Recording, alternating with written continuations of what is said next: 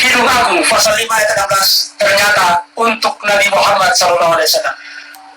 Pemirsa, kembali lagi pendeta Esra Soru dengan ciri khasnya menyangka nubuat kenabian Muhammad SAW dalam Kidung Agung pasal 5 ayat 16. Saksikan pernyataannya. Nah, kita simak. Kidung Agung 5:16 bunyinya. Kata-katanya manis semata-mata. Segala sesuatu padanya menarik. Demikianlah kekasihku, demikianlah temanku, hai putri-putri Yerusalem. Ada Muhammad di situ? Ya? Kalau lihat di Alkitab Indonesia tidak ada.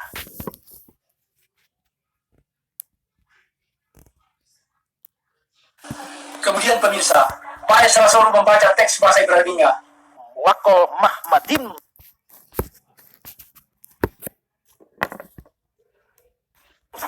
Pak Esra, Kidung Agung pasal 5 ayat 10 sampai 16 adalah deskripsi seseorang. Itu jelas. Ketika deskripsi ini dijelaskan dari ayat 10 sampai 15, akhirnya pribadi tersebut disimpulkan di ayat 16. Siapa namanya Pak Esra? Mahmad. Ternyata namanya disebut dalam bahasa Inggris. He is Muhammad. Fikulo Muhammadim. Dia adalah Muhammad yang mulia. Dalam bahasa Ibrani disebut siapa Pak Esra? Wakol Mahmadim. Apa? Wakol Mahmadim. Waduh, kok aneh Pak Esra. Coba kita sama-sama dengarkan nama ini diucapkan oleh ulama Yahudi. Bekhullo Mahamadim. Pak Esra ini kelihatannya seperti memutar-mutar lidah dalam membaca kitab Perjanjian Lama. Pemirsa, ternyata orang ini namanya Muhammad. Muhammad. Nama yang mulia dan agung ini kemudian berusaha dilenyapkan oleh gereja. Baik dalam Alkitab terjemahan bahasa Inggris maupun bahasa Indonesia dengan cara diterjemahkan. Dan benar, nama Nabi Muhammad SAW pun lenyap di dalam bumi. Ada Muhammad di situ? Ya? Kalau lihat di Alkitab Indonesia tidak ada. Pemirsa, apa yang terjadi ketika nama Muhammad itu diterjemahkan? Untuk mendapatkan jawabannya, mari kita dengarkan pernyataan pakar Alkitab, para pakar Alkitab, Michael Pagan, Richard Craig, dan Henry Lincoln dalam buku mereka The Messianic Legacy di halaman 50. Apa kata mereka? All through the century, theologian and biblical scholar have been plagued by the problem of translation or mistranslation.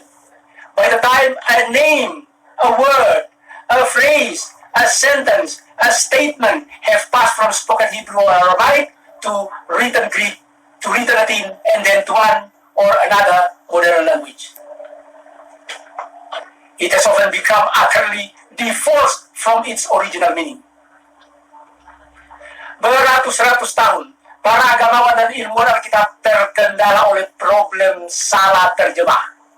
Sejak saat itu, suatu nama, suatu kata, suatu ungkapan, suatu kalimat, suatu pernyataan telah diterjemahkan dari ucapan Ibrani atau Aramaik ke tulisan Yunani, ke tulisan Latin, atau ke salah satu bahasa modern lainnya. Nah, sering terjadi nama yang diterjemahkan ini sudah bercerai dari makna aslinya, seperti apa yang dilakukan oleh pendeta Esra Soru.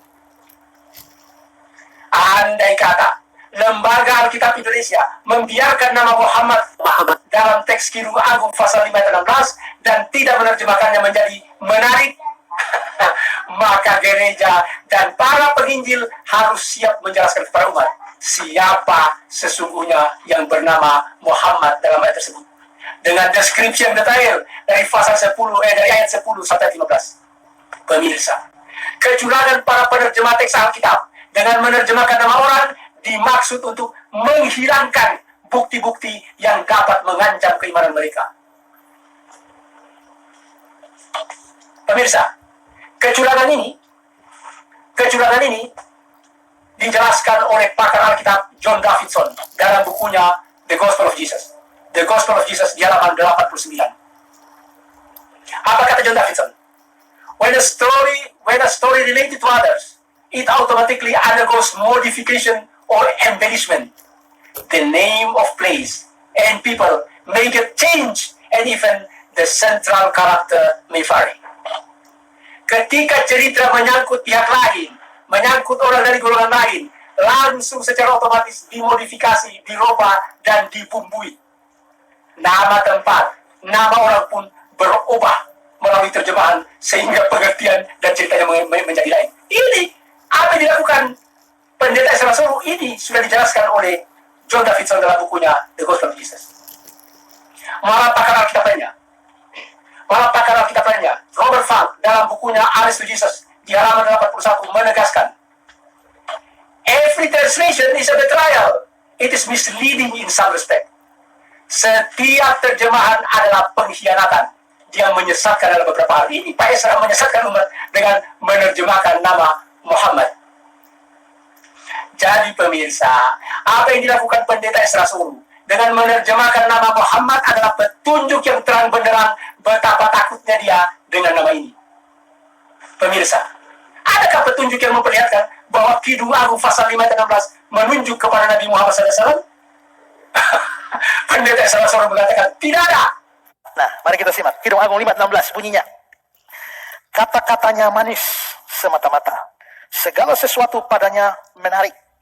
Demikianlah kekasihku. Demikianlah temanku. Hai putri-putri Yerusalem.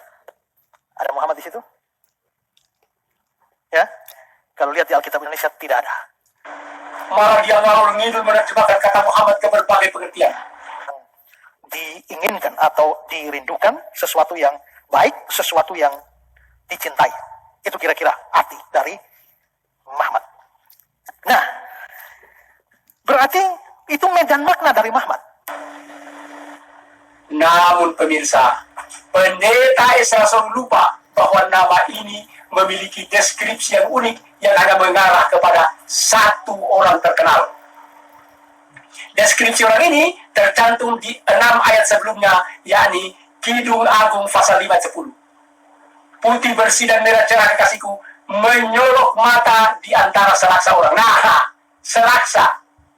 Pak Ezra, deskripsi ini menjelaskan bahwa orang yang disebut namanya di ayat 16 di atas menyorok mata di antara selaksa atau 10.000 orang.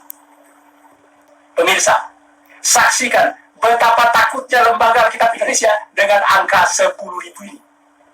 Sehingga untuk berusaha menyembunyikannya, mereka menerjemahkannya ke dalam istilah bahasa Indonesia yang langka, selaksa. Coba para pemirsa, tahu nggak selaksa sekarang? Nggak ada.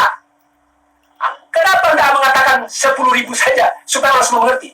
Karena 10.000 sangat ditakuti oleh lembaga Alkitab Indonesia, sangat ditakuti oleh pendeta Ezra Soru, dan sangat ditakuti oleh semua umat Kristen di muka bumi ini.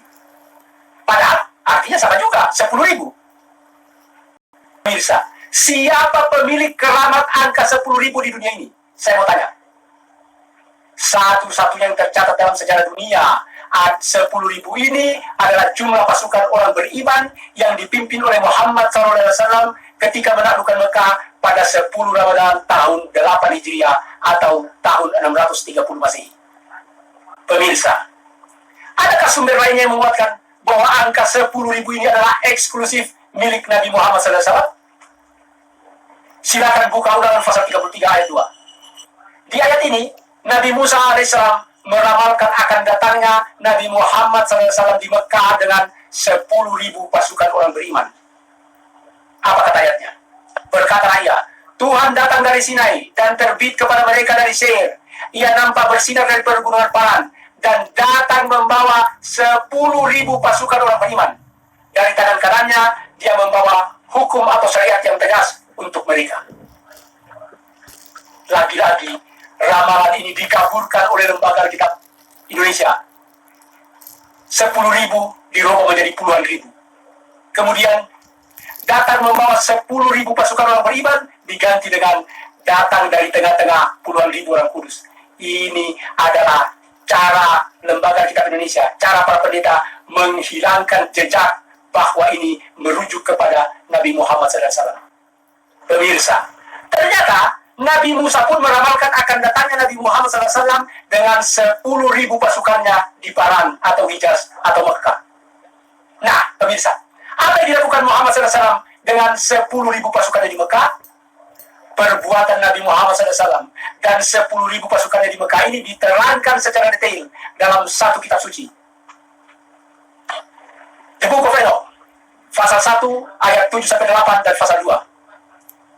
Apa kata Book of Enoch? But to them shall he give peace. He shall preserve the elect, and to them exercise clemency. Then shall all belong to God, be happy and blessed, and the splendor of Godhead shall illuminate them. Behold, behold, he comes with 10,000 of his saints. Saya ulangi, behold, he comes with 10,000 of his saints to execute judgment upon them, and destroy the wicked, and reprove all the carnal for everything which the sinful and ungodly have done and committed against him.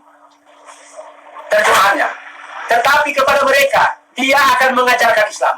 Dia akan melindungi umat pilihannya, dan kepada mereka orang musyrik akan diberikan pengampunan. Lalu mereka semua akan kembali beriman.